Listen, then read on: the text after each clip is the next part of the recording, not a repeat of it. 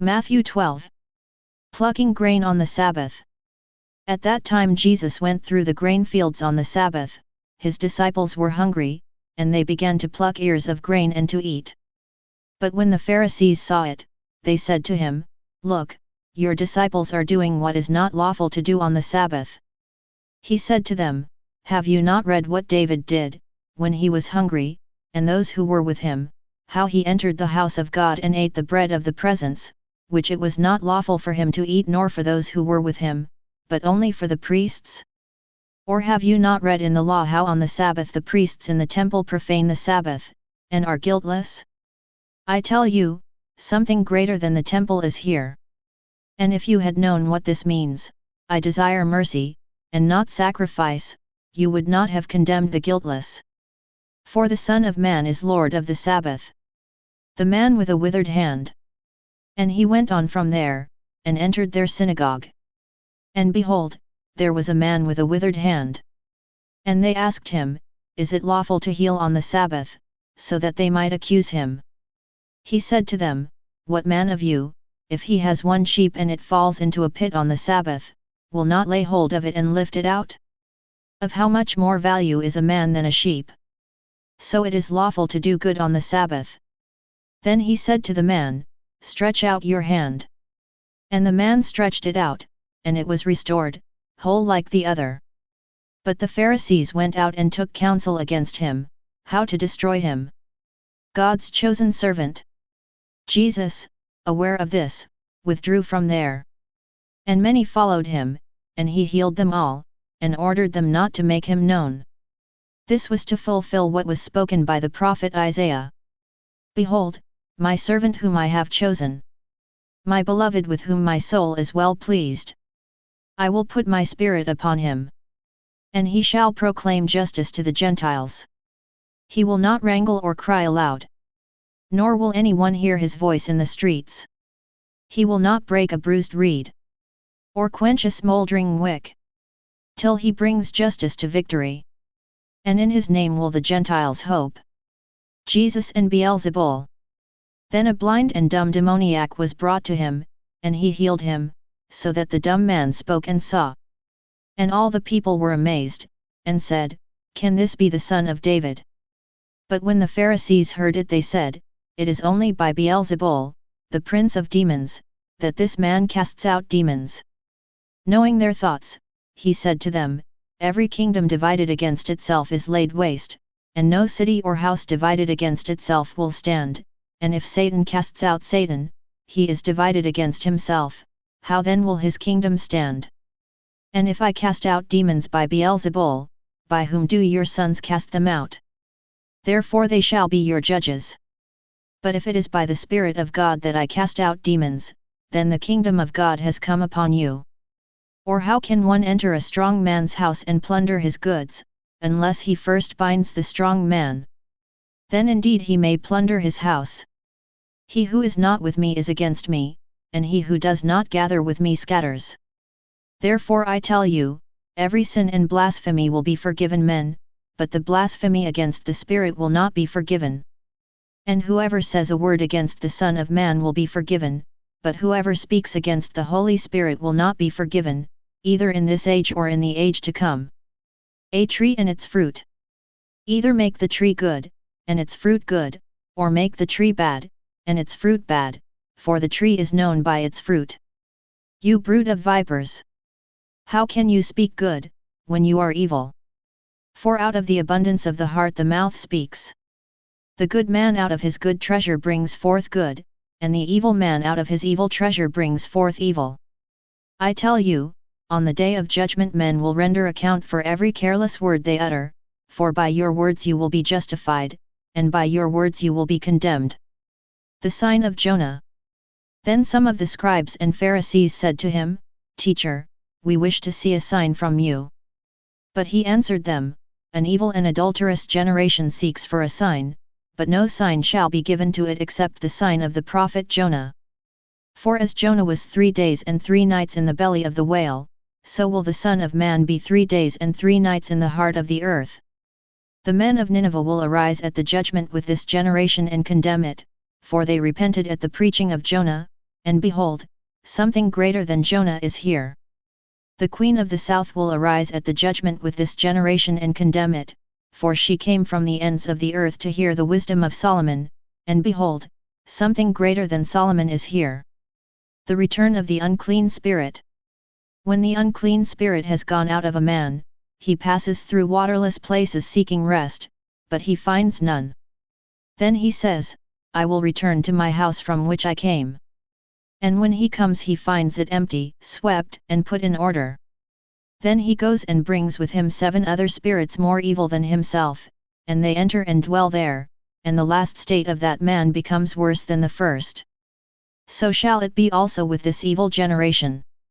The true kindred of Jesus.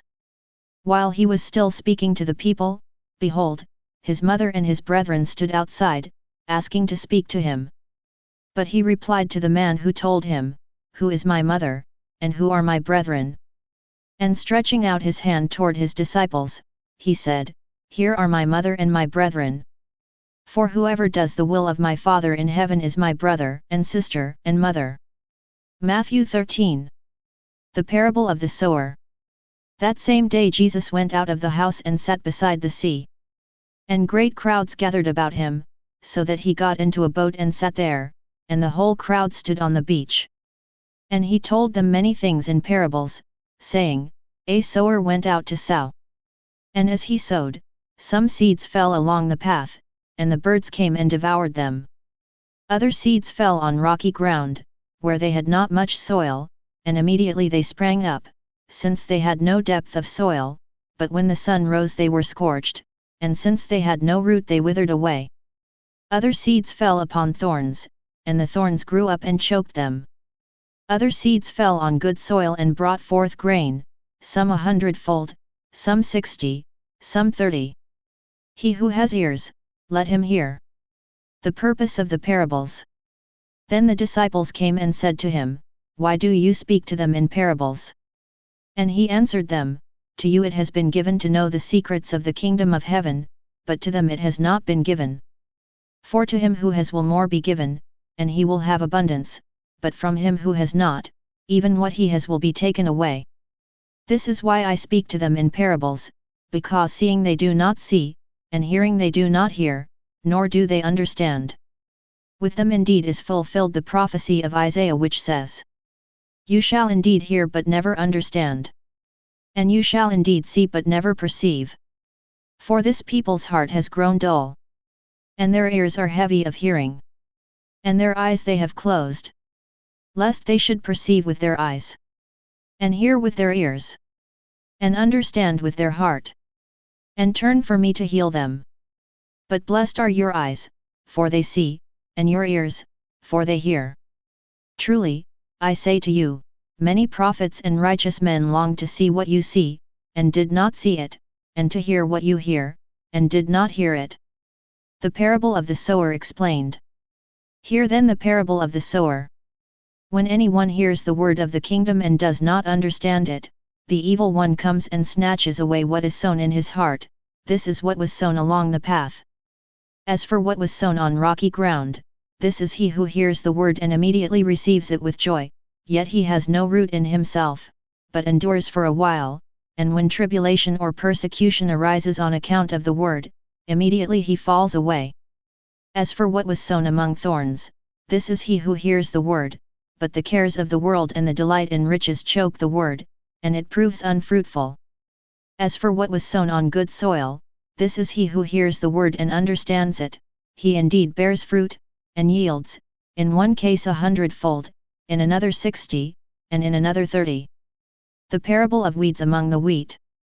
Another parable he put before them, saying, The kingdom of heaven may be compared to a man who sowed good seed in his field, but while men were sleeping, his enemy came and sowed weeds among the wheat, and went away.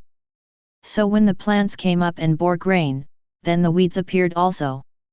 And the servants of the householder came and said to him, Sir, did you not sow good seed in your field? How then has it weeds? He said to them, An enemy has done this. The servants said to him, Then do you want us to go and gather them? But he said, No, lest in gathering the weeds you root up the wheat along with them. Let both grow together until the harvest, and at harvest time I will tell the reapers, gather the weeds first and bind them in bundles to be burned, but gather the wheat into my barn. The parable of the mustard seed.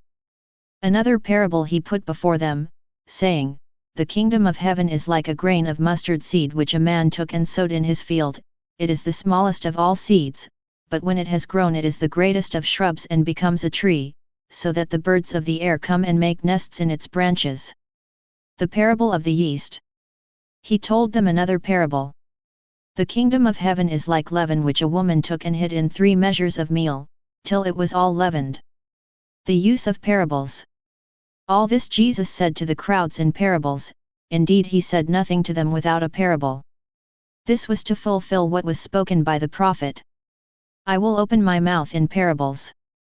I will utter what has been hidden since the foundation of the world. Jesus explains the parable of the weeds.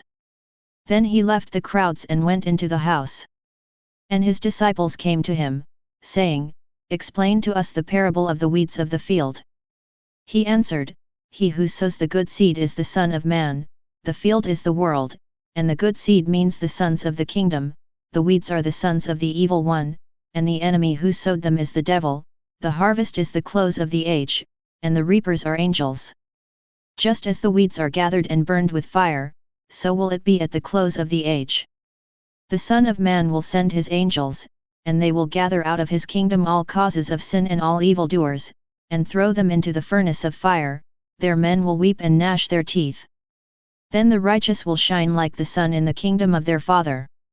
He who has ears, let him hear. 3 parables. The kingdom of heaven is like treasure hidden in a field, which a man found and covered up. Then in his joy he goes and sells all that he has and buys that field. Again, the kingdom of heaven is like a merchant in search of fine pearls, who, on finding one pearl of great value, went and sold all that he had and bought it. Again, the kingdom of heaven is like a net which was thrown into the sea and gathered fish of every kind. When it was full, men drew it ashore and sat down and sorted the good into vessels but threw away the bad.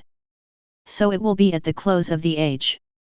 The angels will come out and separate the evil from the righteous, and throw them into the furnace of fire.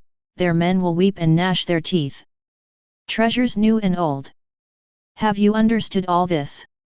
They said to him, Yes. And he said to them, Therefore every scribe who has been trained for the kingdom of heaven is like a householder who brings out of his treasure what is new and what is old. The rejection of Jesus at Nazareth. And when Jesus had finished these parables, he went away from there, and coming to his own country he taught them in their synagogue, so that they were astonished, and said, Where did this man get this wisdom and these mighty works? Is not this the carpenter's son? Is not his mother called Mary? And are not his brethren James and Joseph and Simon and Judas? And are not all his sisters with us? Where then did this man get all this? And they took offense at him. But Jesus said to them, A prophet is not without honor except in his own country and in his own house. And he did not do many mighty works there, because of their unbelief.